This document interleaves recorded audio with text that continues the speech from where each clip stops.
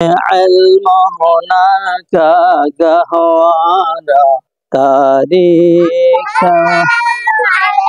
ওয়ালাইকুম আসসালাম ওয়া রাহমাতুল্লাহি ওয়া বারাকাতুহু।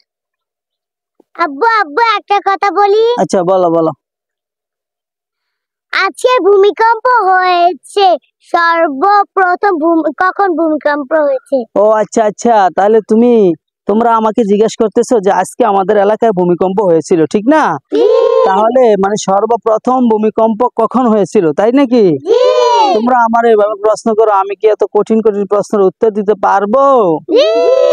আচ্ছা, তাহলে তোমাদেরকে বলি যে পৃথিবীর ইতিহাসে সর্বপ্রথম ভূমিকম্প কখন হয়েছিল, ঠিক না?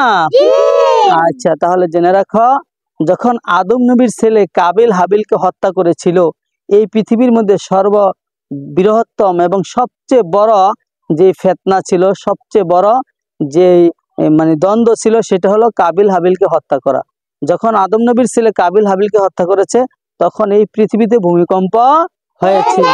তাইলে সর্বপ্রথম পৃথিবীর ভূমিকম্প হলো যেদিন কাবিল হাবিলকে কি করেছিল, হত্যা। আচ্ছা, তাহলে